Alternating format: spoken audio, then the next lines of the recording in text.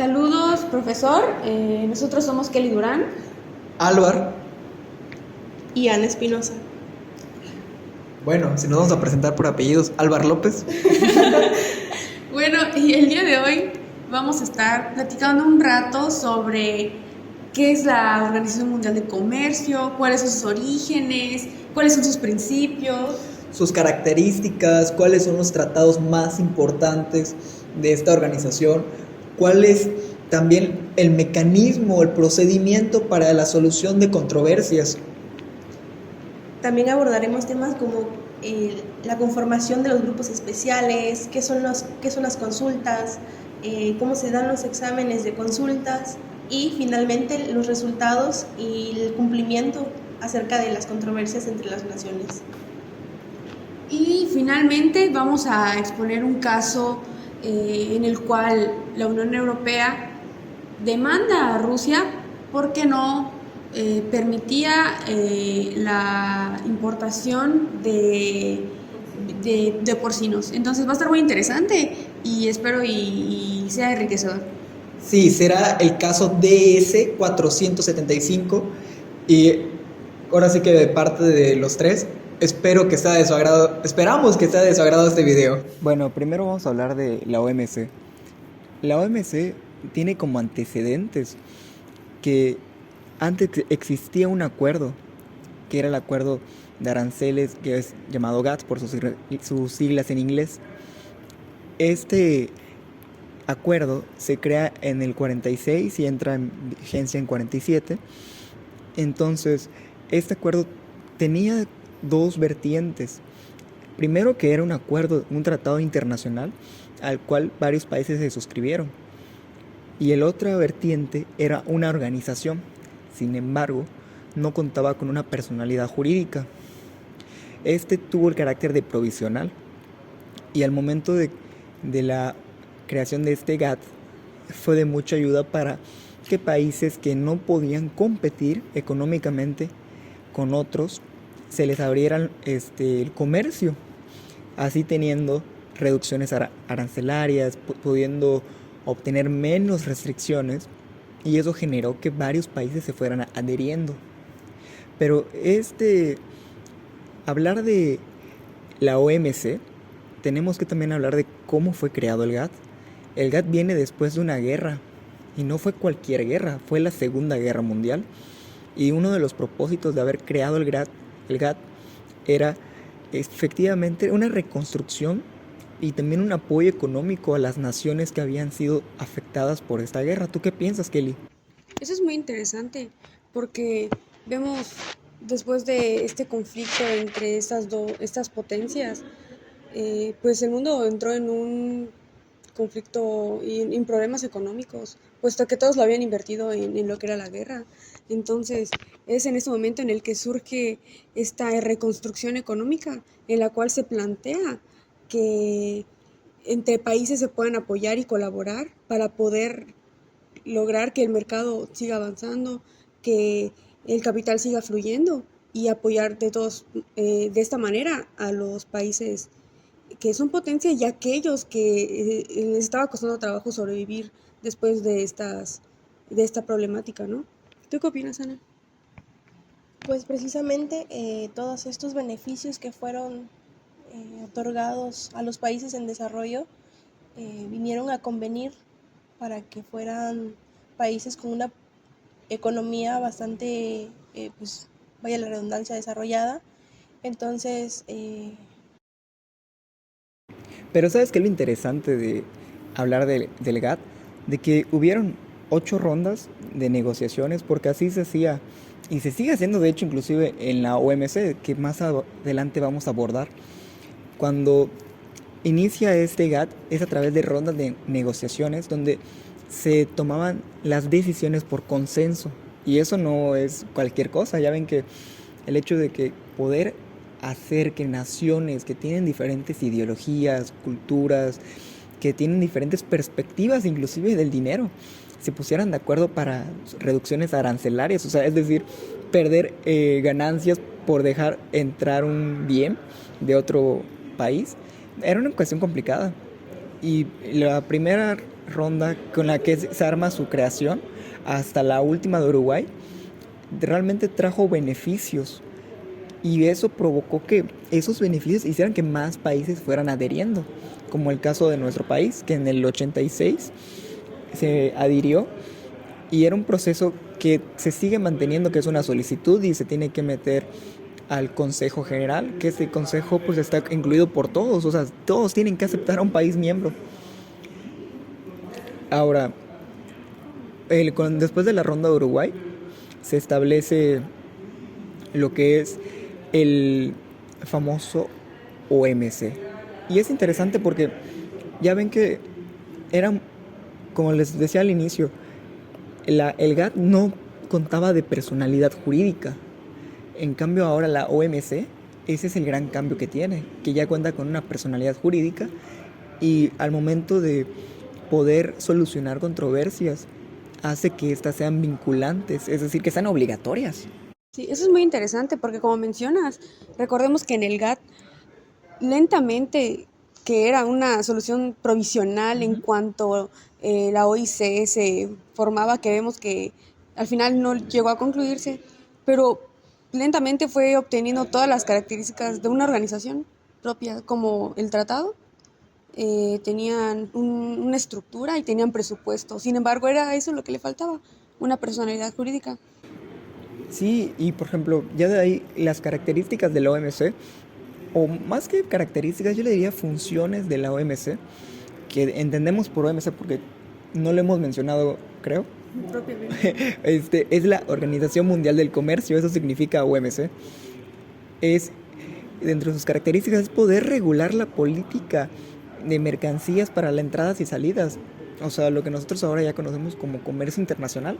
¿Por qué? Porque son varios países, no estamos hablando de la normativa única de un país, sino estamos hablando de todas las normativas y los que son partes en este tratado están obligados a cumplir con los acuerdos. Claro, afortunadamente para que haya una mayor situación y una equidad, porque esa es la palabra, una equidad, nosotros, o más que bien los países, tienen la facilidad de hacer las reducciones arancelarias, unos en menos tiempo que otros, porque sería muy complejo, por ejemplo, que Haití hiciera una reducción arancelaria del 40% y que le digas a Estados Unidos que lo haga. O sea, ¿dónde está la verdadera situación pareja?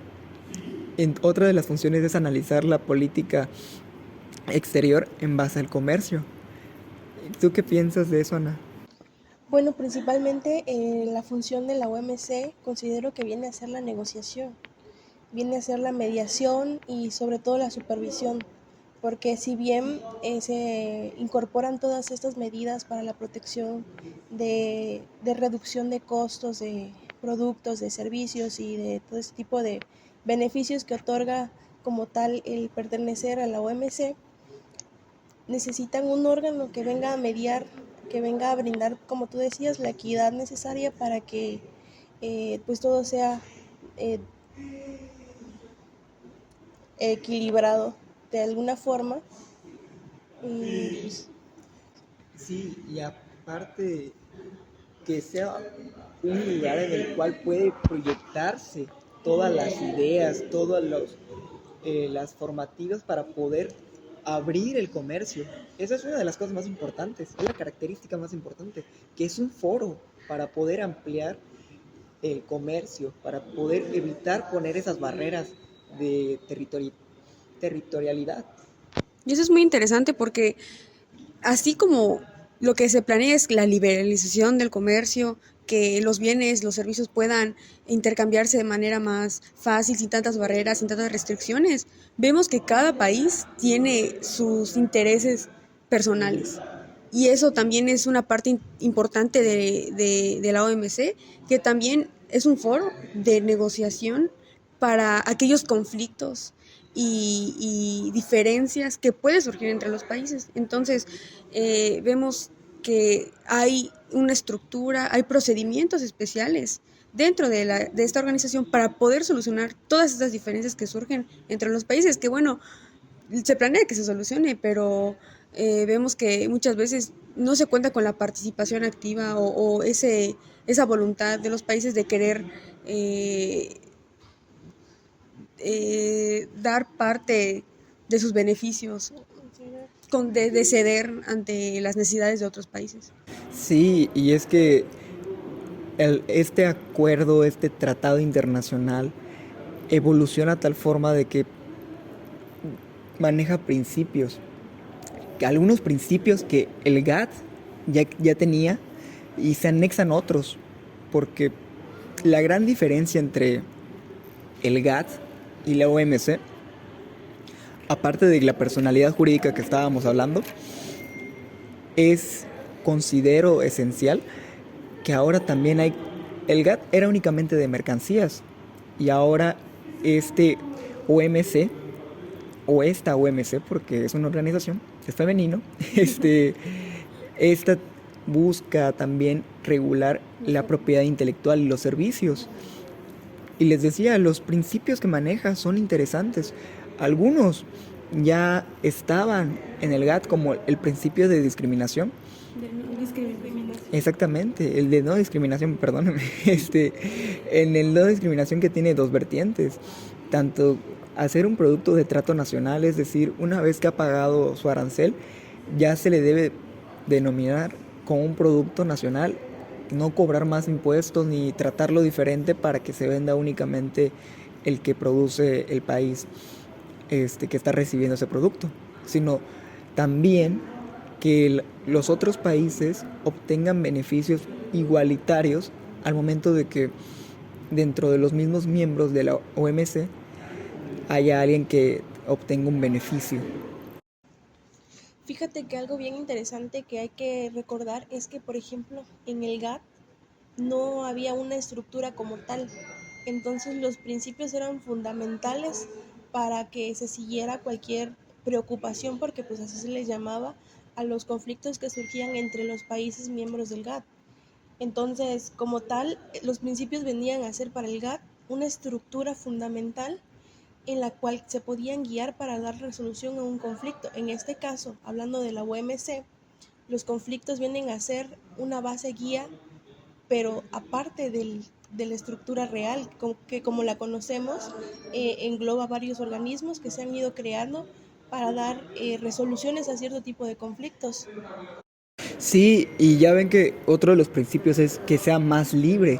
O sea, pero hablamos de que las reducciones en barreras para que los productos puedan entrar de un país a otro, puedan salir, que sean más fáciles, porque ese es el principal objetivo, que a ti te cueste como, porque hablamos de naciones, pero realmente ¿para quién va? Para el sector privado, que tú como empresario puedas exportar o importar mercancía con un menor costo y que tú puedas obtener una ganancia, porque todos sabemos que cuando queremos traer algo del extranjero nos sale más caro, porque hay que pagar el arancel, hay que pagar el transporte de la paquetería y todo eso.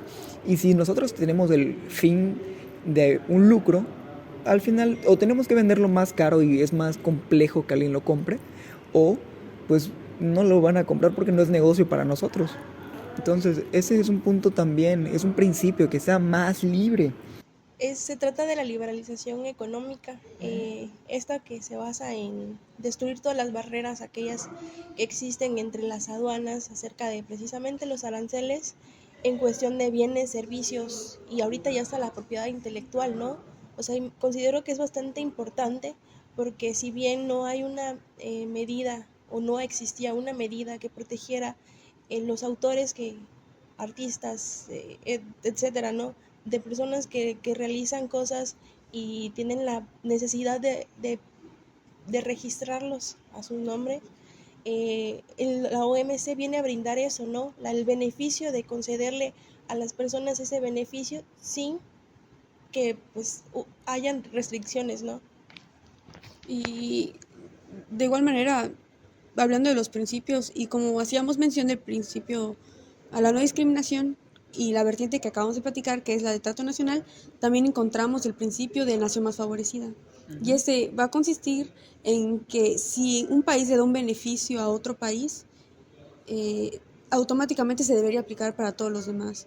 Entonces, esto lo que propone es que no hayan países que hayan acordado una ventaja mayor a todos los otros acuerdos que ya han tenido con los otros, sino poder permitir que estos beneficios no sean tanto en pro de los países, que claramente es el interés, sino que en pro de la economía, de la globalización, que realmente pueda haber un intercambio más libre de estas mercancías y de estos servicios. Otro de los principios también en base a eso es el, el ser previsible. El hecho de que las naciones eviten pensar y poner obstáculos, que va de la mano con el que les estaba platicando. El que toda la economía se vaya unificando, se vaya haciendo un solo mercado, porque creo que a eso va el derecho, a una integración. Entonces, esa parte es importante. De hecho, para eso tendríamos que hablar de la consolidación, que es el principal ideal de la OMC. Como tal, este se enfoca en que no haya retroceso en la negociación, sino que, bueno, pues sea para subsanar este, cuestiones que quedaron ahí a la deriva, ¿no?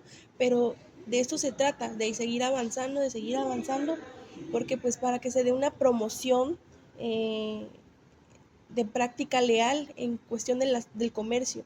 Y esto evita que recaigamos, digamos, recaigamos porque pues estamos en constante caída en el dumping, que es este llamado compro más de lo que vendo. Entonces, no sé, ¿qué opinan del dumping? Bueno, pues vemos que el dumping entra en lo que es la práctica desleal.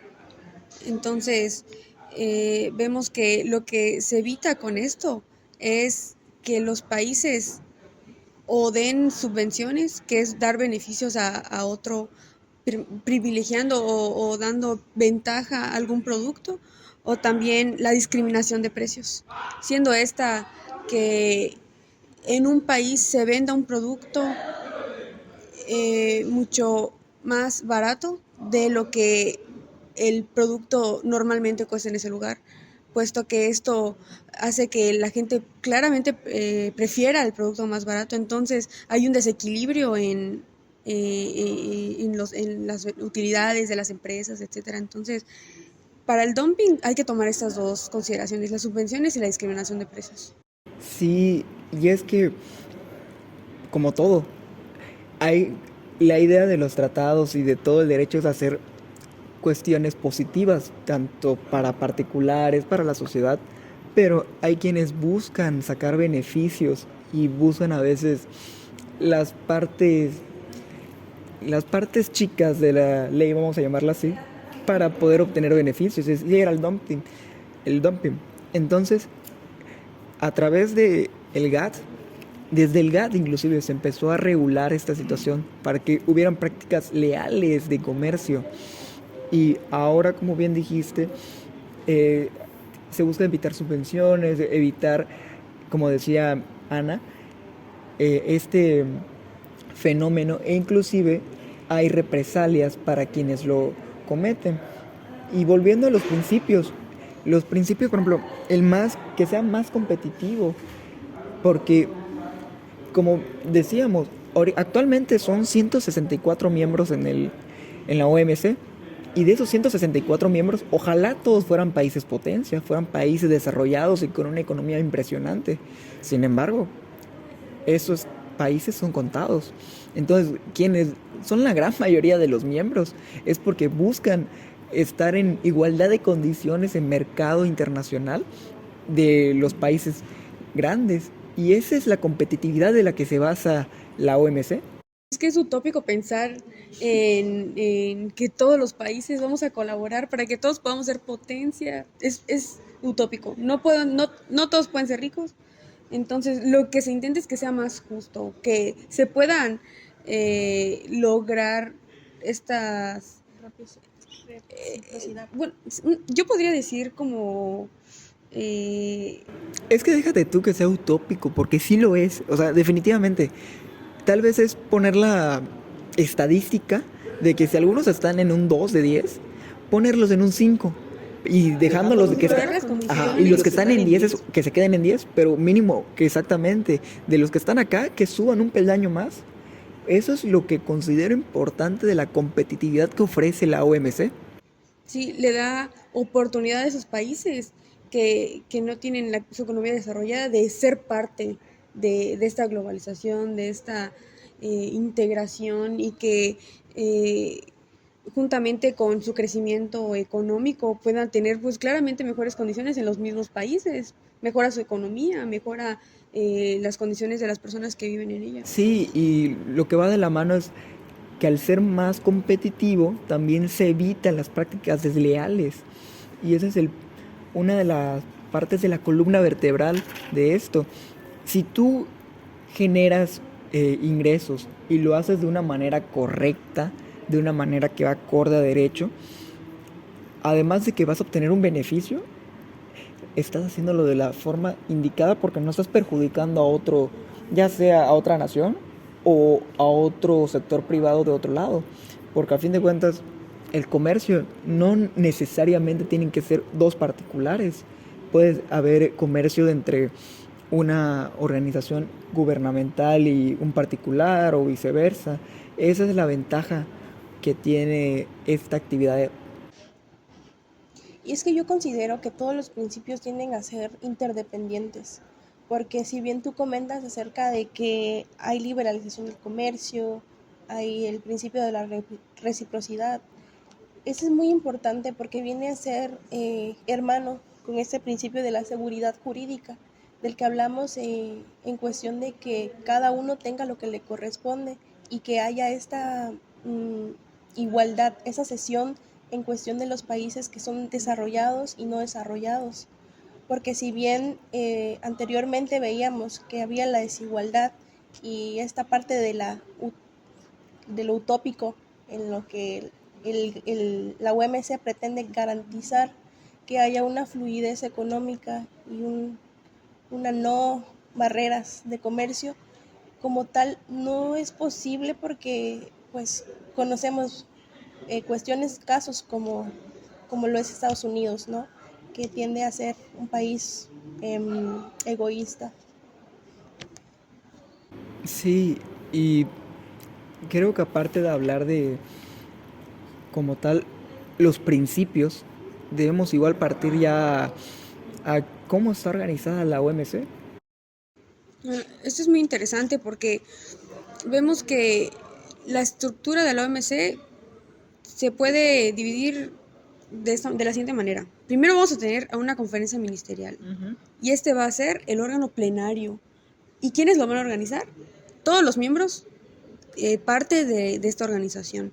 Entonces, estos entran en sesión una vez cada 2 años y ellos son los que al final tienen la última palabra, el plenario. Todos tienen oportunidad de voz y voto en esta conferencia ministerial. Después nos vamos a un órgano ejecutivo y este va a ser el Consejo General. El Consejo General, de igual manera, es conformado por integrantes, por cada uno, un representante de cada integrante de la OMC y va a tener dos funciones principales. Primero es el órgano de solución de diferencias y el órgano de examen de políticas comerciales. Entonces, va a verificar que en algún momento en el que hay alguna diferencia, se va a remitir a este órgano que es supervisado por el Consejo General y de igual manera, en caso que existan nuevas políticas económicas y comerciales, también se debe remitir a este Consejo General para su supervisión. Sí, y la ventaja de estos sistemas es eso, que todos están a la par. Pero también es una desventaja. El hecho de que las decisiones se tomen por consenso hace que sea muy tardado, que sea muy difícil realmente tomar una decisión y que pase a dar efectos jurídicos. O sea, lo hemos visto desde el GATT de cuánto tardaban las rondas de negociación.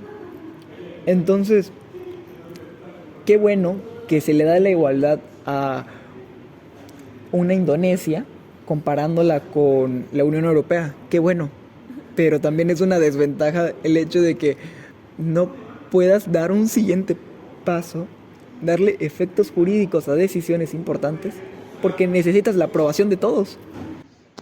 Y vemos que, vemos que también eso es una estrategia, puesto que aquella potencia que realmente no esté de acuerdo puede ser una verdadera piedra de tropiezo para verdaderos cambios y mejoras en la economía. Entonces, es el caso, como comentaba Ana, sobre Estados Unidos, que constantemente vemos que está tiene una negativa para poder realizarse ciertas decisiones, como estuvimos viendo anteriormente con el órgano de apelación, que igual más adelante vamos a analizar cómo funciona a través del caso que vamos a conversar, y vemos que las decisiones se tomen en consenso.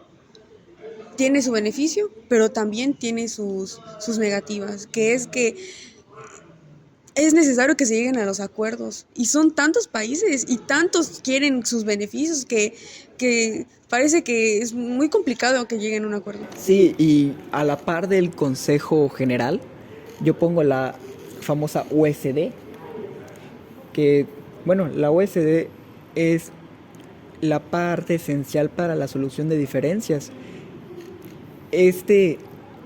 Cuando hay una situación de una práctica desleal como la que estábamos hablando del dumping minutos atrás, son las formas de que el propio tratado y la propia organización estableció para solucionar, para que lleguen a un acuerdo, porque la idea es evitar una decisión arbitral, sino que las naciones se reúnan y puedan resolver su conflicto como la gente, hablando. Claro, y es que es por eso que se dan las solicitudes de consulta, que se presentan ante la OMC para verificar que todos los países involucrados en una controversia estén de acuerdo en reunirse y resolver la situación de manera pacífica, sin llegar a entrar a un procedimiento ya que tenga que dar resolución ante paneles como se forman, ¿no? Este tipo de organizaciones en las que se conforman integrantes para que estos mismos acuerden o vean las mejores posibilidades que están en juego, ¿no? Cuáles son los principios que deben de seguir y cuáles son las resoluciones que pueden llegar, a las que pueden llegar. Y abajo de este Consejo Ministerial y la OSD son los comités, ¿verdad? No, son los consejos. Son los consejos. Sí, porque otra función del Consejo General es supervisar a los consejos que nacen de los tratados que integran la OMC, que tiene varios tratados, pero son 3 los principales. Ah, sí, es el GATT, el GATS y el TRIPS, ¿verdad? Así es. Sí. La cosa es que el GATT, decimos, pero no que el GATT ya había quedado como antecedente, no, porque recordemos que el GATT era un tratado, sí, pero ahora se renovó y remasterizó y ahora es el GATT del 94. Entonces, conserva el mismo nombre, es el General Agreements in Trades, Tariffs and Trades. Entonces, en sí va a regular lo que son los aranceles y aranceles aduaneros y de comercio. Después vamos a tener al GATS, que va a ser supervisado por el Consejo de Comercio y Servicios. No sé si lo mencioné, pero el GATT del 94 tiene como dio nacida al Consejo de Comercio de Mercancías. Ahora, el GATS, que es ahora el General Agreement on Trade in Services. Entonces, esto hace que nazca el Consejo de Comercio de Servicios. Y por último tenemos al TRIPS, que también se conoce como ATPIC. Y da nacimiento al Consejo de los Aspectos de los Derechos de Propiedad Intelectual relacionados con el comercio. Entonces, en conclusión, tenemos que el Consejo General también tiene como tarea supervisar los consejos nacidos de los tratados de la OMC. El primer tratado es el GATT del 94, que le da... que hace que se cree el Consejo del Comercio de Mercancías. Sí. Luego tenemos al GATS, que es con una T y con S, que hace que nazca el Consejo de Comercio de Servicios. Y por último el TRIPS, que hace que nazca el Consejo de los Aspectos de los Derechos de Propiedad Intelectual relacionados con el comercio. Y es que es impensable, bueno, si vemos la comparación directa entre lo que fue GATT, hablando como tratado y una organización improvisada, porque esa fue la palabra, improvisada, y ahora compararlo con la OMC y que regule propiedad intelectual y servicios, es un cambio abismal. O sea, ¿cómo vas a pensar de que la propiedad intelectual de una canción, de un invento, una patente, realmente el comercio ha ido girando a poder regular, poder vender, poder linear cualquier aspecto? Regular todo. Exactamente, y obviamente el beneficio económico, más que nada es eso. Sí, es lo que yo considero impresionante. Sí, y es que precisamente la OMS nace de esta necesidad de crecer en cuestiones de liberar la economía mundial y el comercio que transitaba entre naciones, ¿no? Y yo creo que tienes ahí un punto bastante interesante en cuestión de que la OMC ha venido a cubrir todas estas eh, características, ¿no? Como tal podría ser el que existan de 3 a 5 integrantes en los paneles. O sea, se da esta imparcialidad en tamaño precisamente para que exista una forma de una decisión propia, ¿no? O sea, una decisión que tenga que no tenga que involucrar a dos personas, que no llegue a un empate, digámoslo así, ¿no? Entonces, aquí por estas partes, la OMC tiene cubiertas todas las características que le hacen falta a las situaciones de comercio y en cuestiones de resolver problemas. Sí, y ya de ahí, después de estos consejos que regulan o que velan más que nada por los tratados, que es cierto, como dices, hay varios, pero los más importantes son el GATS, el TRIPS y el GATS. Después de ahí van los comités, ¿verdad? Ay, sí, Ahora sí. Y es que los comités son algo muy particular porque literalmente son comités específicos.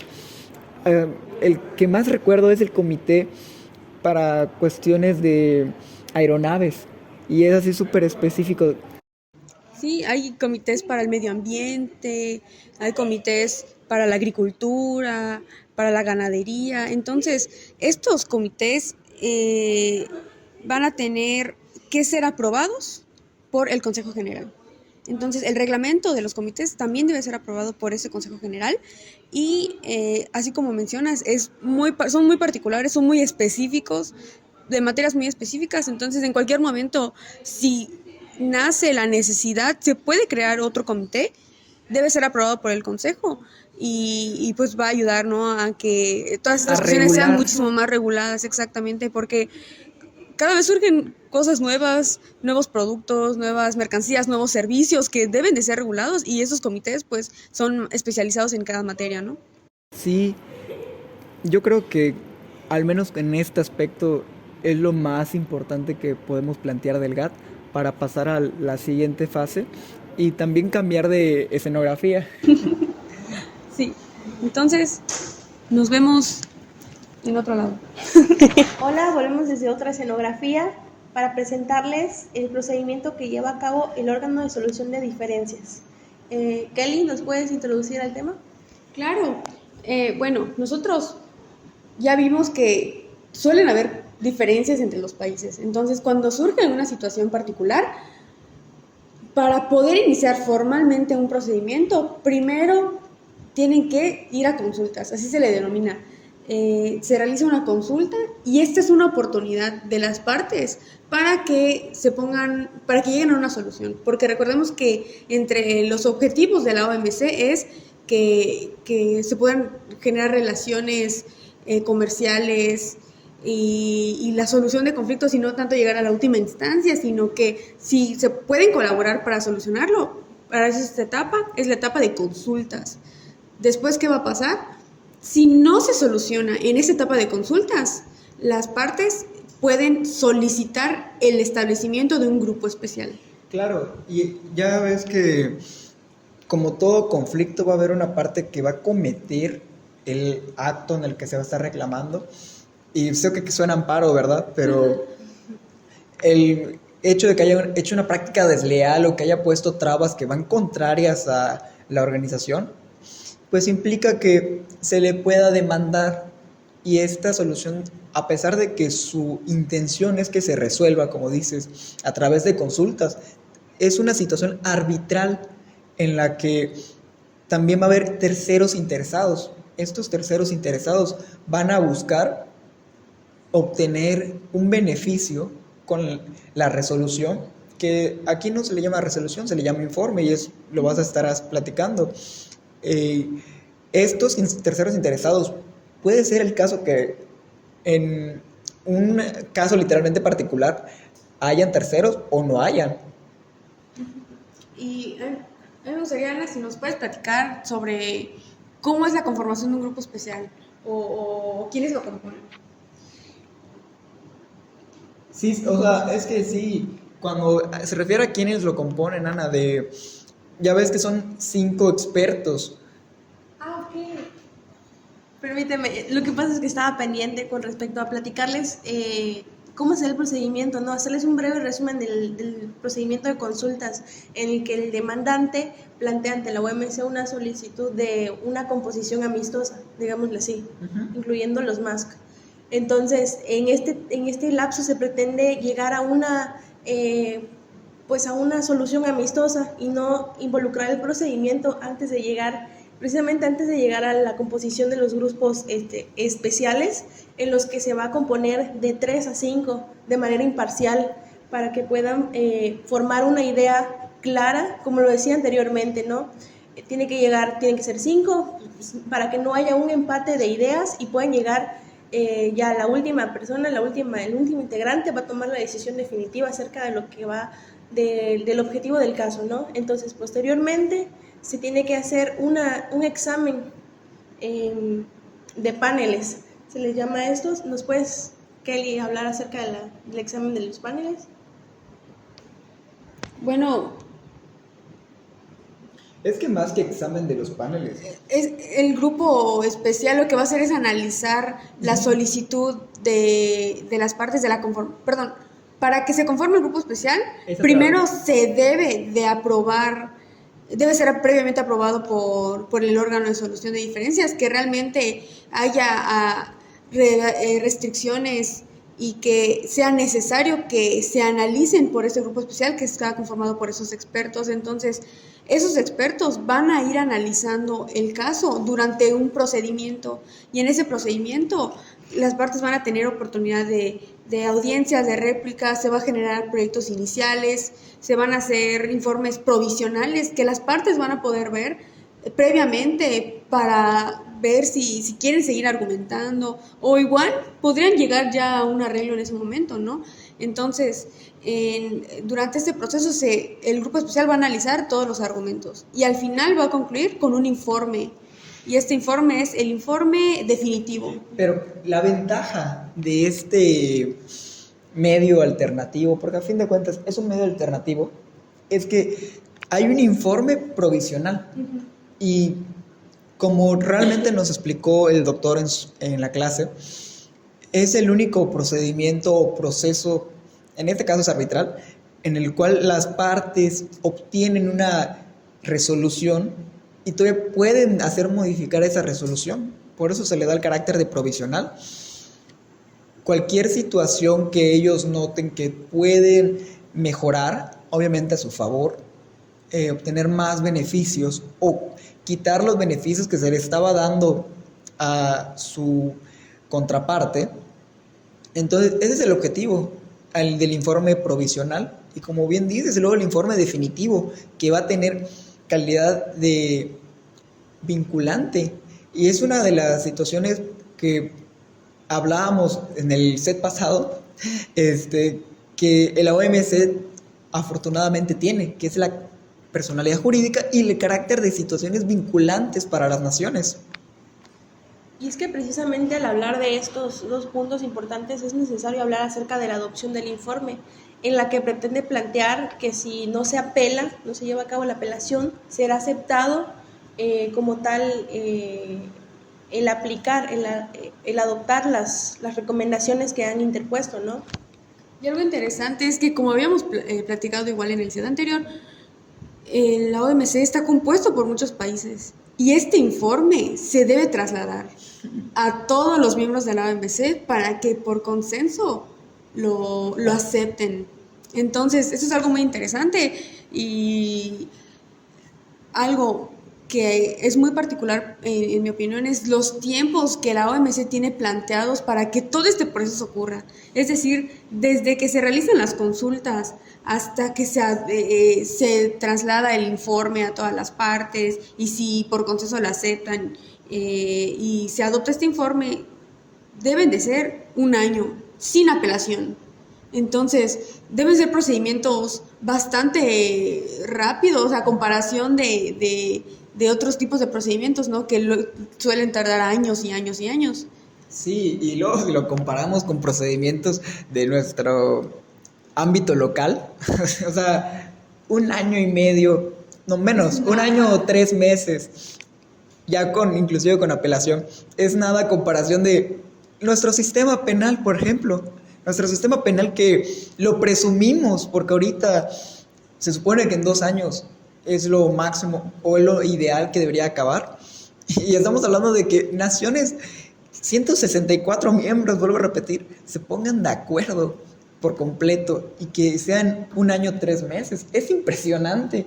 O sea, de plano no encuentro una situación donde sea rápida una solución de un conflicto. Claro, que también esto tiene desventajas porque hay casos en los que realmente por cuestiones políticas o más que nada económicas llega a ser un poco más tardado, pero al menos en papel se ve muy bonito que sea un año, 3 meses. Claro, y bueno, y es por eso que si no llegan a una solución, existe la oportunidad de tener 3 rondas. En la primera hacen la votación.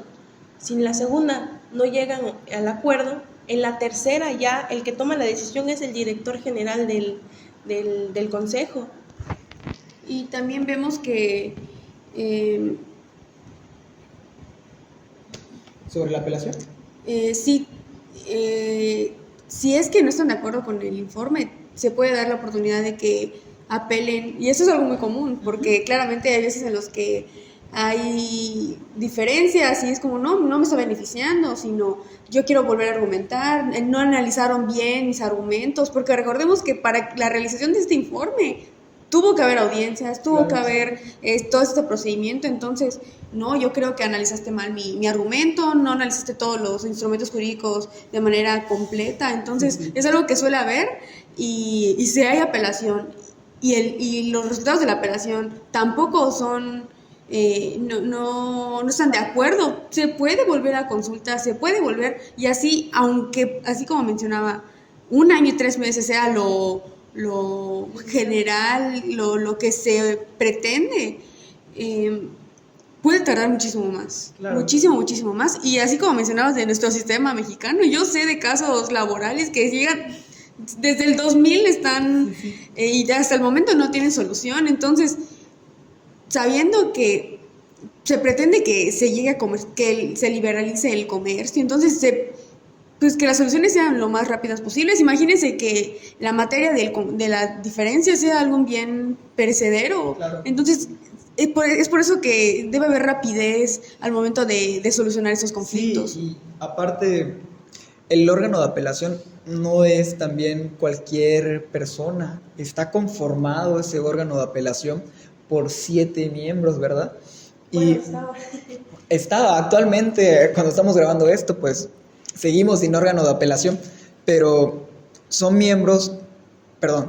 representantes de los países miembros y son personas especializadas con un criterio ad hoc, exactamente ad hoc, y realmente que tengan una segunda oportunidad los países para cambiar la situación, yo creo que es importante. ¿Qué piensas, Ana?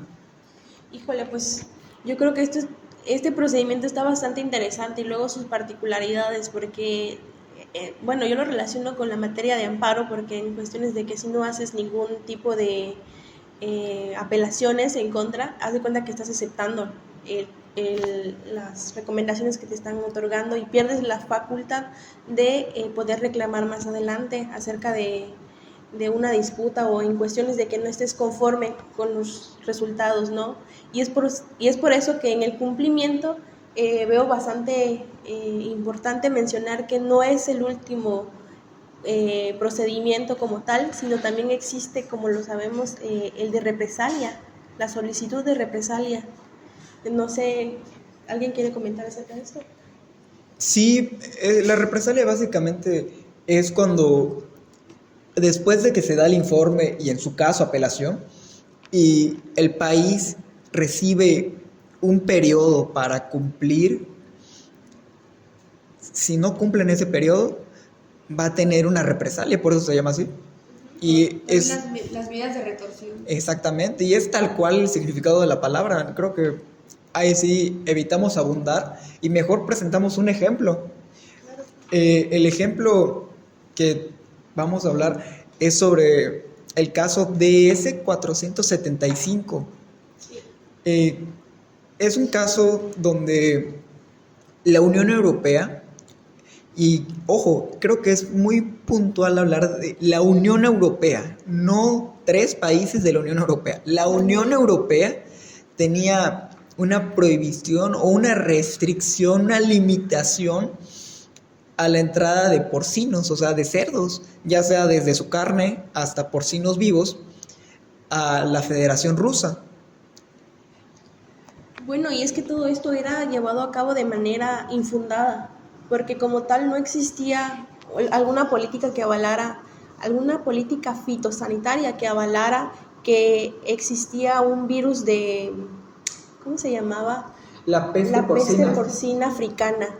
Esta decía que, bueno, en esta era muy contagiosa en los animales, en los cerditos, y se supone que enfermaba a todo tipo de cerditos, y la razón de Rusia para no dejar entrar a los demás cerditos vivos, ni la carne ya de animales muertos, era precisamente porque decían, no, pues se van a contagiar los demás. Sí, y vemos que también entre o sea, era una entrada generalizada a los porcinos, los cerdos vivos, la carne, o también genética, o sea, todas estas partes estaban restringiendo la entrada y vemos que eso claramente es una afectación a la Unión Europea, haciendo que Rusia pues, es un país muy grande que consume una gran cantidad de carne. Entonces, vemos que durante todo el informe, todo el proceso, se declaró que realmente estas restricciones no tenían fundamentación suficiente para hacer. Entonces, a mí me gustaría que antes de platicar sobre el informe, platicamos sobre en qué momento se realizaron las consultas. Claro. Y es que es un conflicto que inicia en 2014. O sea, ya ahorita está cumpliendo 10 años. O sea, no cualquier cosa. Ya son 10 años de este conflicto. Y es una situación muy particular porque la peste porcina africana es una enfermedad que tienen, vaya la redundancia, los cerdos, y que les causa vómito, les causa fiebre, diarrea mucosa o sanguinoliente. Entonces, sí, es una palabra complicada.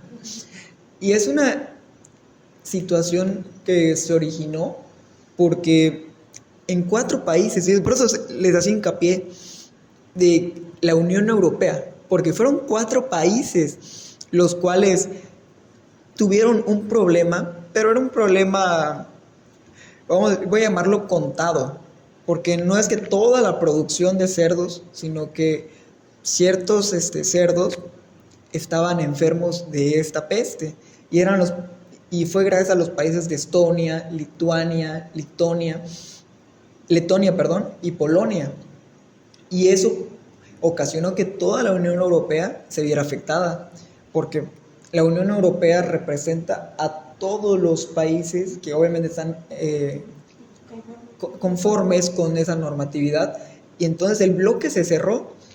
Gracias a esa integración que tienen, la Federación Rusa cerró para todo el bloque, no solo para esos 4 países que fueron los que presentaron el problema. Claro. Y ya... Y bueno, esto llevó a la OMC a que hiciera un análisis de si realmente existían estas medidas, que si eran coherentes esas medidas que Rusia había interpuesto. Entonces, como tal, analizó el 11 de septiembre, el informe es del 11 de Así es. septiembre de 2014. Exacto. Entonces, como tal, vieron que no tenía, bueno, la Unión Europea también presentó sus argumentos, entonces vieron que no era coherente la reacción de Rusia ante esa situación y dijeron, no, pues, ¿por dónde? Sí, y Rusia lo que alegó en su momento era de que querían evitar un contagio y obviamente que perjudicaran la salud de los consumidores. Y esa era la situación particular, que Rusia establecía que sus políticas sanitarias tenían que estar a la par de los exportadores que importaban a la Federación Rusa, pidiéndoles una bilateralidad en cuestiones de certificados sanitarios en los cerdos específicamente. Bueno, pues en cuestión del resultado del análisis de la OMC determinó que todas estas medidas eran injustificadas y totalmente restrictivas en cuestión de los derechos de la Unión Europea. Entonces, ¿qué hizo la OMC para aliviar esta situación? Bueno, pues recomendó a que Rusia fuera limitando la entrada de la imposición de estas medidas para que fuera habilitando precisamente para que pues se modificaran, ¿no? Se modificaran estas medidas que Rusia había interpuesto injustamente. Y es que, bueno, ¿qué hizo Rusia ante esta resolución del grupo especial, del informe? Pues vemos que intentó hacer cambios, o sea, pero claramente la Unión Europea no estuvo de acuerdo porque no se satisfizo todos los deseos de las limitaciones que se le había impuesto a la entrada de estos porcinos. Y es una situación donde el informe estuvo a favor de la Unión Europea. Sin embargo, los dos apelan. Claro. Y es una situación donde, ¿por qué apelan los dos? Es la pregunta. Rusia primero apela por obvias razones, porque es la parte que le desfavoreció ese informe, en el cual ellos consideraban que tenían la Unión Europea que cumplir con certificaciones sanitarias bilaterales, porque si Rusia lo hace, también la Unión Europea. Y en el caso de Estados Unidos, ya estoy metiendo a otra nación. En el caso de la Unión Europea, ellos alegaban un punto particular, y es que ellos alegaban de que Rusia realmente no respetaba ni tenía el concepto claro de las zonas libres de plagas o enfermedades y zonas de escasa prevalencia de plagas o enfermedades con respecto a la peste porcina africana. Y era esa situación la que buscaban hacer reconocimiento, porque la Federación Rusa establecía que en una zona estaba contaminado y por ende, por el tipo de enfermedad en la que estaban los cerdos, implicaba que todos los cerdos de Lituania, Estonia, Letonia y Polonia iban a estar infectados. Sin embargo, la Unión Europea, en su propia apelación, determina que hubieron casos particulares de sectores privados donde hubo una contaminación de esta peste, pero que realmente no podías negar el acceso a todo el país, vuelvo a repetir, de Estonia, de Polonia, de Lituania y de Letonia. Entonces era restringir a ese comerciante. Y además, que si pasaba en una región, no significaba que toda la Unión Europea, porque la Unión Europea es bastante amplia. Entonces, si las zonas más pegadas a Rusia tenían esa situación con esa enfermedad, no significaba que, por decir, los cerdos españoles iban a tener lo mismo. Claro. Y era la situación particular. Y entonces, de cierta manera podemos entender la postura de ambos países, claro, ¿no? Porque Rusia no quiere que entren cerdos contaminados, porque no solo era la carne, como ya hemos platicado, sino pueden contaminar también a su ganado. Entonces, vemos que de cierta manera podría estar justificada esta restricción por ese temor a que también se contaminen sus animales y la gente, ¿no? Porque claro, es una afectación sanitaria muy grave. Entonces, eso se puede entender, pero la restricción que le haga a toda la Unión Europea, eso es lo que no está justificado. Entonces, es lo que apelaba también la otra parte de la Unión Europea, que no era sensato que restringiera la entrada de todos los productos porcinos de la Unión Europea. Son tantos países que claramente por eso se unieron para poder realizar esta consulta, este informe, esta apelación, etcétera, porque les estaba afectando la economía no solamente a esos 4 países, sino a toda la Unión Europea. Y al final, con el informe de apelación, se determina de que la Unión Europea, vuelvo con Estados Unidos, la Unión Europea tenía razón en su alegato, en su determinación, y la Federación Rusa, por contrario, no se le concedió a favor el informe de apelación. Y es así que sale un acuerdo, me parece que la fecha es 2017, en donde en ese acuerdo se da un plazo para que se haga el cumplimiento de echar para atrás todas las restricciones en cuanto a los cerdos, en cuanto a la entrada. Y tenían un plazo de 8 meses y 15 días. Después de que sale ese acuerdo, la Federación Rusa sí hace cambios en su legislación local para poder entrar y dejar paso al comercio de este bien, o sea, aunque sean animales, pues este bien. Pero como tal, Rusia causó incumplimiento, ¿no?, acerca de esas recomendaciones. Es que más que incumplimiento, fue una inconformidad de parte de la Unión Europea, porque ellos alegaban que la forma en que la Federación Rusa cumplió no era la indicada. Entonces, de ahí, la Federación Rusa establece, pues si yo ya te cumplí, ¿cuál va a ser? Si yo ya hice mis cambios, ya están entrando tus cerdos, ¿por qué te quejas? Porque no se conforma como debería desde mi perspectiva. Y se abre otra etapa de consultas. Al abrirse otra etapa de consulta, no llegan a un acuerdo. Y se vuelve a repetir el paso de que el 19 de noviembre de 2018, porque el informe de apelación sale en 2017, el 21 de marzo de 2017.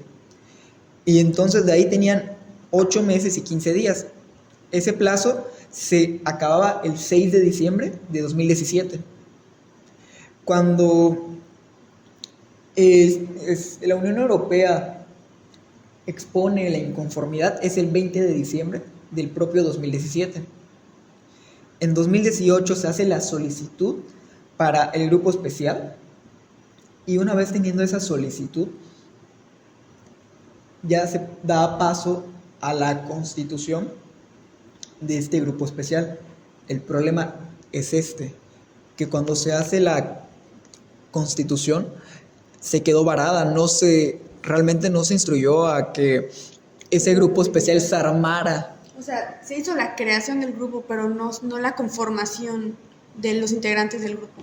Exactamente, ya se había dado luz verde para que hubiera un grupo especial, sin embargo no había miembros de ese grupo especial, y así se quedó varado. Y el problema fue cuando el 29 de enero de 2021, ellos usan la palabra que se caducó para la decisión para establecer un grupo especial. Sin embargo, adaptándolo más a nuestro derecho y a nuestros términos, fue un sobreseimiento. Claro. El- Bueno, y precisamente, y ya para finalizar, ¿no? No seguir abarcando más el tema,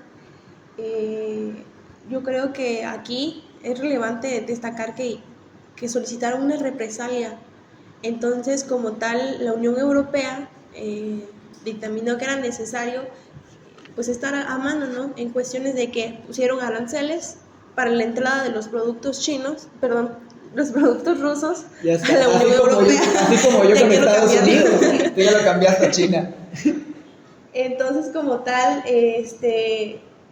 pues no, ya dio se le autorizó a Rusia la capacidad de poder hacer estas, ¿cómo se le llama?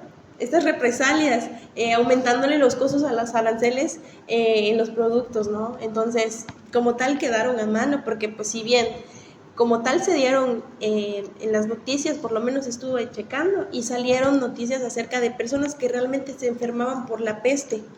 Entonces yo quiero pensar que fue esa razón por la que Rusia incorporó estas medidas, esas restricciones hacia la carne de los porcinos que entraba a su país, ¿no? Entonces, como tal, esto no fue planteado ante la OMC, pero porque eran muy pocos casos de este tipo de enfermedad y eran incluso hasta descuidados y ni siquiera se les tomaba en cuenta, pero considero que aquí pues hubo una justa razón en cuanto a Rusia para que prohibiera el paso de estos animalitos a su país. Y ahora con respecto a la represalia que tomó la Unión Europea, pues supongo que están a mano, ¿no? Porque pues hicieron una medida para que pues, se les cobrara por todo lo que entraba. Y ya para culminar, al menos que igual que le quieres aportar algo, fue un caso en el cual Europa, hablando como bloque, le concedieron la razón. Sin embargo, ellos no creyeron que se cumplió de manera adecuada. Entonces se intentó abrir otro panel para de un grupo especial y no hubo movimientos al respecto. Entonces, un asunto de 2014 se dio por culminado por un sobreseimiento, lo que veníamos hablando, en 2021. Pero sí hubo una apelación y sí hubo una respuesta y inclusive un trabajo de la Federación Rusa para cumplir esa apelación. Dicha apelación de 2017, o sea, fueron 3 años de su inicio. Pero creo que esto es lo importante, que pasó todas las etapas, sí hubo un cambio, la Federación Rusa trabajó para ello y al final lo que se terminaba alegando es una inconformidad al cumplimiento, que ya no hubo más movimientos al respecto porque sobreseyó debido al tiempo que se tenía establecido en su normativa para integrar este grupo especial. Claro, vemos que la falta de acción y la intención de solicitar que se conforme ya el grupo especial fue lo que hizo que el caso se sobreseyera, ¿no? Entonces, vemos que... Prescribió la acción. Bueno, claro, porque ellos ya habían solicitado consulta y ya estaban solicitando la conformación. Ya se había establecido el grupo especial, solo faltaba ver que se conforme, pero ellos se ve que en algún momento decidieron ya no continuar con este procedimiento, porque al fin y al cabo la Federación Rusa sí realizó cambios. Sí, de cierta manera quiso acatar con las resoluciones que estableció el órgano de apelación en su momento, ¿no? La Unión Europea no estuvo de acuerdo de cómo hicieron el cumplimiento. Sin embargo, de cierta manera no avanzaron un poco más, porque al fin sí se llegaron a permitir el ingreso a estos del porcino, ¿no? Solo que de cierta manera pues no estuvieron satisfechos, pero como menciona Álvaro, es un claro ejemplo de todo el proceso que se lleva a cabo al momento de solucionar una diferencia. Hubo consulta, hubo conformación del grupo especial, hubo el informe, hubo apelación. Tanto hubo apelación que hubo una nueva consulta y se volvió a quedar en el grupo especial. Y se quedó por prescripción. Ahí quedó. Así que esto sería todo por nosotros tres. Ha sido un gusto para mí, ahora sí que interactuar con las dos. Creo que tocamos todos los temas relevantes, tanto de la OMC, cómo está conformada, su estructura, los principios, los tratados más importantes, y también este ejemplo que repito es el DS 475. Tocamos los puntos más importantes y ahora sí con gusto. Y pues finalmente les agradecemos muchísimo porque pues habernos pues bueno, el punto es que a través de eso nos hemos dado cuenta de que el procedimiento que la OMC tiene para darle resolución a cada procedimiento de resolución de controversias es muy, muy, muy, muy especial, ¿no? Entonces, como decíamos al principio, existe una forma de regirse bajo principios y principalmente está el de no retroceder, seguridad ante todo. Entonces, vemos que no retrocede la negociación, o sea, no vuelve a lo que estaba anteriormente, sino que sigue avanzando, sigue avanzando. Y aquí vemos que se llegó hasta la última instancia, ¿no? Represalias, pues, como decía Alba, hasta un sobreseimiento.